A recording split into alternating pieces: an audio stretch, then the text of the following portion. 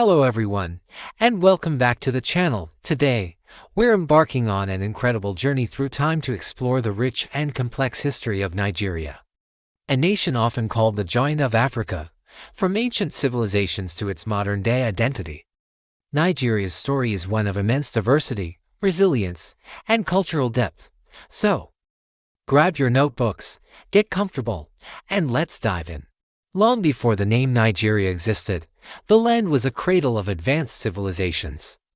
Let's travel back more than 2,000 years to the Nok culture, flourishing in what is now central Nigeria.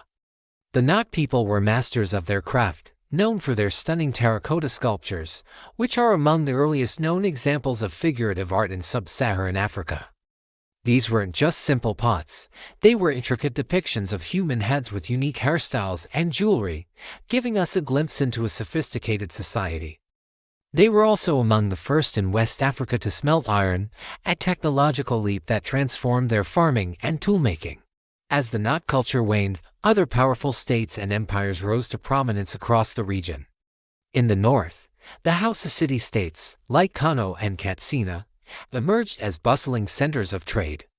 Imagine camel caravans traversing the vast Sahara Desert, connecting these cities to North Africa and the Middle East.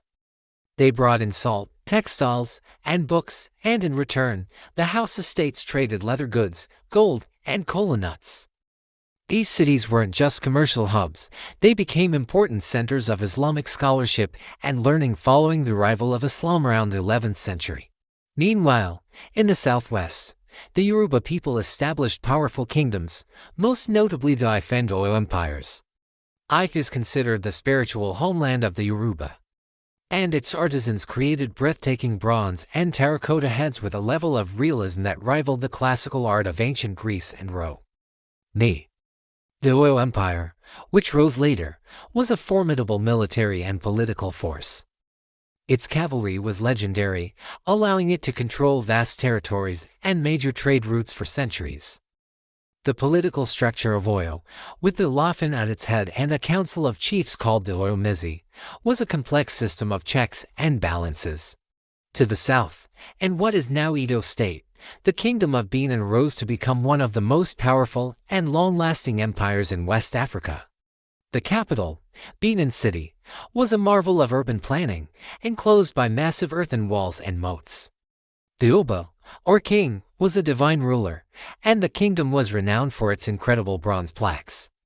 These weren't just decorative, they were a historical record, a library in bronze, depicting court life, historical events, and mythological stories. The craftsmanship of these Benin bronzes is simply world-class. In the southeast, the Igbo people lived in a very different kind of society.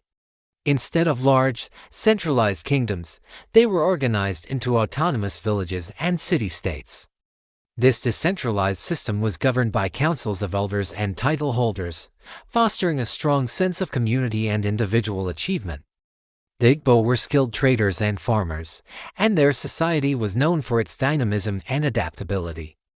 The Nri Igbo kingdom, dating back to the 10th century, held significant spiritual authority over a large part of Igboland. This vibrant tapestry of cultures and kingdoms was forever changed by the arrival of Europeans. In the late 15th century, Portuguese explorers first made contact with the coastal kingdoms, primarily for trade. Initially, they traded goods like cloth and metal for gold, ivory, and spices.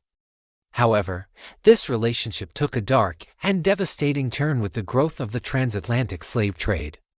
Over the next 3 centuries, millions of people from the Nigerian region were forcibly captured and shipped across the Atlantic, inflicting unimaginable suffering and tearing apart the fabric of societies.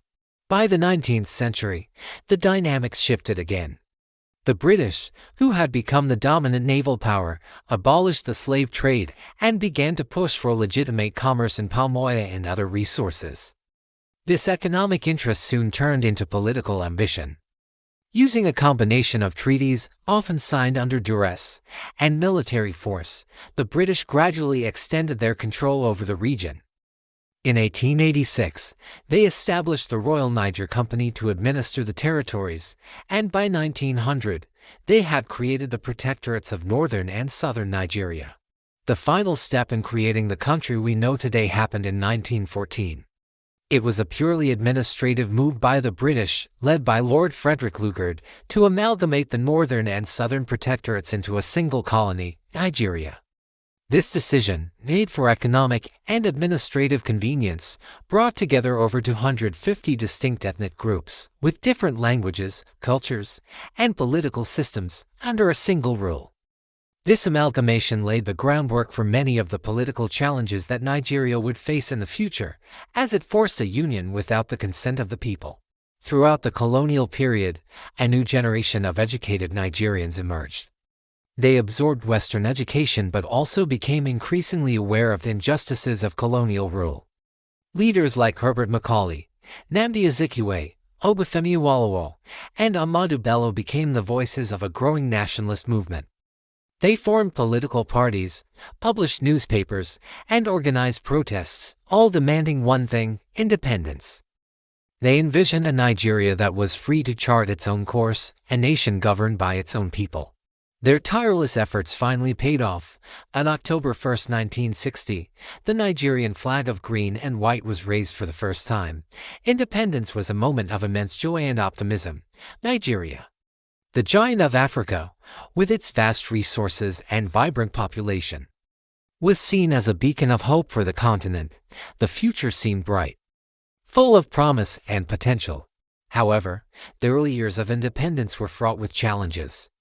The political system inherited from the British struggled to contain the deep-seated ethnic and regional tensions. Political crises, corruption, and disputed elections led to instability. This culminated in 1966 with a military coup, followed by a counter-coup, which tragically plunged the nation into a brutal civil war from 1967 to 1970, as the eastern region attempted to secede as the Republic of Biafra. The war left deep scars on the national psyche. For much of the next 3 decades, Nigeria was ruled by a series of military governments. Despite this, the discovery of oil in the 1970s brought a massive economic boom.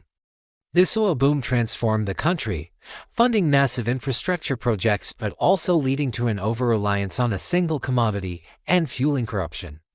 Through these difficult years, the Nigerian people's spirit of resilience never faded. The country's artists, musicians like Fela Kuti, and writers like Chinua Achebe and Wole Soyinka, who became the first African to win the Nobel Prize in Literature, continued to produce incredible work that captivated the world. The struggle for democracy was long and hard, but in 1999, Nigeria finally returned to civilian rule. Since then, the country has been on a journey to build a stable and democratic nation. It's not been without its bumps. There are still challenges with security, economic diversification, and governance, but Nigeria remains a powerhouse of culture, innovation, and human potential. From the booming tech scene in Lagos, dubbed Yabacon Valley, to the global success of Nollywood's film industry and the chart-topping Afrobeats music, Nigeria's influence is felt worldwide. And that brings us to today. The history of Nigeria is a powerful story of ancient glory, profound tragedy, and unwavering resilience. It's a testament to the strength and creativity of its diverse peoples. Understanding this history is key to understanding the vibrant, complex, and dynamic nation that Nigeria is today. Thank you so much for joining me on this historical journey. If you found this video interesting, please give it a thumbs up. And don't forget to subscribe and hit that notification bell so you won't miss our next exploration. Let us know in the comments what part of Nigerian history you find most fascinating. Until next time, stay curious.